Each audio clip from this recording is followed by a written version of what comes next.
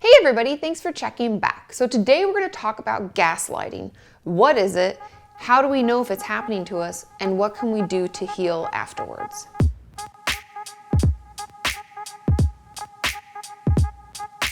Firstly, I want to start by defining what gaslighting is. If you haven't heard that term before, it comes from a movie, Gaslight, that came out a long time ago, where a guy was manipulative to a woman in order to get some jewels, I think. But either way, that's where that term came from. That's why we have it today. But what gaslighting is a form of manipulation. The reason that someone would even gaslight someone else is because they want to manipulate them and make them question their perception, their sanity, and even their memory. Sociopaths and narcissists are known to use gaslighting in ways to get their needs met. And you can see why. If you want more information on those two diagnoses, you can click the links in the description. I'll put them down there. But the reasons that people who struggle with those different diagnoses use it is because a sociopath will use it to gain something. They will want to control you or change your perception in order to get what they want. If you remember, people who are sociopaths can be extremely charming and they can be really friendly and make us want to trust them. And so they'll use that to their advantage and make us question our memory, our perception, and even our sanity. And narcissists would use it in a different type of way, where they would use it to make us depend on them. So they would make us think that maybe we just have a terrible memory. Maybe I'm going crazy. Something is wrong because I swore that happened that way. And therefore we will rely on them to make more choices and do things for us because we're just not sure what's going on with us. And interestingly enough, this is even something that can happen in therapy. And as a therapist, we have to be hyper aware of it, because when we're challenging a client's faulty thinking, that's what we call it, when a client will have a thought about something about themselves or a memory where it's just not quite serving them, or it's very negatively focused on them, or maybe it's a memory that they're confusing because it's a trauma memory. Do you remember when I talked about this with Alexa? Like, trauma memories are like marbles that explode, like they splinter and they're fragmented all over the place. Because of that, people may have memories that don't fit into the file that they're in. Like, that part of the memory isn't a part of the rest of that memory. That belongs over here. And so when we're working with clients to try to put cohesive narratives together to heal from a trauma or to retell a story, we have to be really careful how we go about it so that we're not causing them to be gaslighted. We're not making them wonder if their perception is off, or if they have a bad memory, or if they're just going crazy. As a therapist, this was really interesting to me. Make sure that you're super cognizant of it and being very careful with how we challenge those faulty thoughts and memories. And the reason that this is so important in therapy is because the whole goal of therapy is to empower our patients and to get them to do things on their own and feel better about themselves. And so that's just another reason why we need to be really careful. Now moving into how to know if you are being gaslighted. And as always, I have my notes so I don't lose track. And I wrote down 5, and I'm sure there are more, but these are the most common signs that you are in pretty much an emotionally abusive relationship and are being gaslighted. And the first is you always second guess yourself.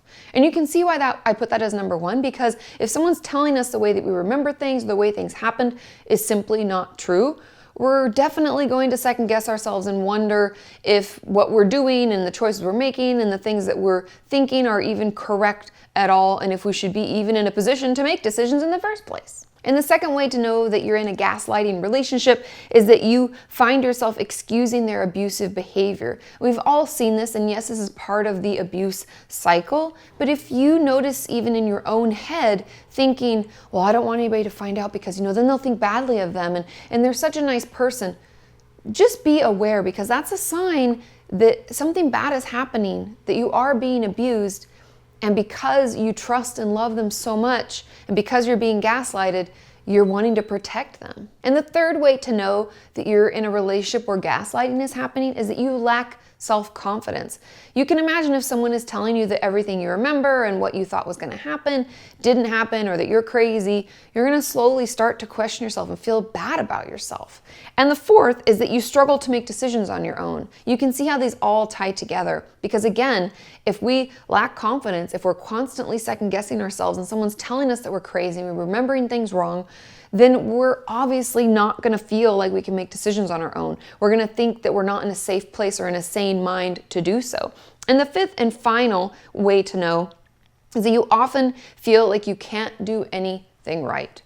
People who are in these types of relationships or in these types of situations will often just feel like everything they touch, everything they remember, every event that happens to them is just terrible, and that it's not going the right way, and I can't do anything right. I'm the worst. And you can see how all 5 of these are very similar because they're coming out of this place of questioning your memory, questioning your perception of situations in the world, and maybe even questioning your sanity. But luckily, there are ways to overcome it and to heal from these relationships. And obviously, the first step that I'm going to ask you to do is to get rid of these people. If someone is telling you that everything you're remembering, everything you're doing, your perception of things, your decision-making skills, if they're like putting you down and talking poorly to you, please get out. I'll link in the description my videos about emotional abuse as well as physical abuse.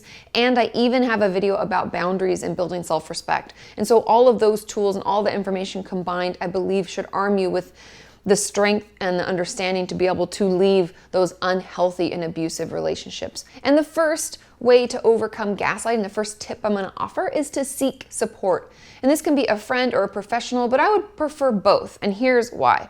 Number one, I think we should see a professional because they're going to be able to help us heal from this abuse. Because gaslighting is really part of emotional abuse. They're putting us down, they're making us question ourselves. We start to feel like we can't even make decisions on our own. We're completely dependent upon them.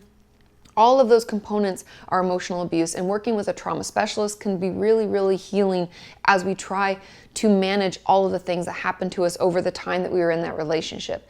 And then the second part of that is I think that we need to have friend support, because I always encourage my clients when they're going through something like this to do what I call like fact checking or reality testing. Because if you have a friend who was in that situation or was at that party with you or went on that vacation, if you're questioning your own sanity, your own memories, especially as you're starting to heal, it would be great to have a supportive person in your life where you can say, no, but you were there too, right? That guy came up and he said this, and then we went and did this, and they can affirm or tell you, oh, well, that was first, and then this happened. They'll be a great resource for you to do some of that like reality testing as you learn to trust yourself again and heal from the past experiences where you were told that your perceptions were invalid or completely wrong. And the second tip that I'll offer is to start doing feelings charts. I know that some of you may hate those or you haven't heard me talk about them in the past, but these are lists or charts or circles with feelings on them. Just the words, feelings, angry, mad, sad, irritable, whatever. It'll have all of these different feelings listed. And I'd encourage you to print out a bunch of them and each day circle how you feel, maybe in the morning, in the afternoon, and at night, or maybe just once a day. And read through them and say, I do feel upset today and I accept it and it's okay to feel that way. I know this sounds really hokey-pokey and silly, but when we've been put down, when we've been told how we feel isn't valid or what we're experiencing didn't really happen, it's an important part of the process for us to say the feeling word, to understand how we feel, to even realize how we feel and say we accept it. It can be really healing to do that every day. And the third tip, because we're working on building up our self-confidence, is positive self-talk. And I know all of my Kenyans out there are like, oh my God, Kati, if you say that one more time. But you'd be surprised how effective it is to just change the way we talk to ourselves. We talk to ourselves all day long in our head. That doesn't make you crazy, that makes you human. And so changing that conversation to be something more positive, to be confidence building, I would encourage you to try to come up with 5 things each day that you're proud of, that you did well in, because that will help you start to feel better about yourself, start building up a healthy self-confidence so that you can start to heal from all of the emotional abuse that comes along with gaslighting. The fourth tip, set boundaries and say no. Say it with me, no. That's something that I'm working on. I know I've said that in other videos, but it's hard to say no sometimes, and we can feel really pressured to do more and to say yes to more and to not let people down. And oh my God, if I had a few more hours each day, we can do this to ourselves. And so I would encourage you to, as you're starting to recognize those feelings that you have and how upset you may be or how stressful this situation can be, to know that you may need a little more time, to know that you may have to take full days where you're not on your phone and you're not reachable. Whatever it may be, make sure you know you have my full permission to say no. It's completely okay. And understanding also if people are trying to cross boundaries again and it feels awfully familiar, like that old relationship we just got out of, that you can say no then too. And the fifth and final tip I have is mindfulness. Because a lot of what happens in gaslighting is focusing on the other person, trying to make them happy, trying to understand their situation, trying to check in with them before we make decisions, a part of healing from gaslighting will be going back inside and listening to yourself.